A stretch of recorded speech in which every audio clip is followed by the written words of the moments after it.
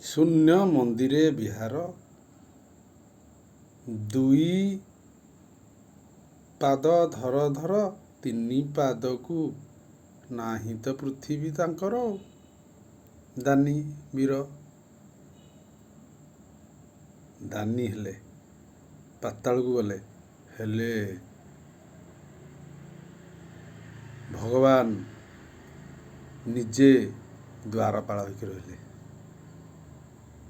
ଅତି ଦାନୀ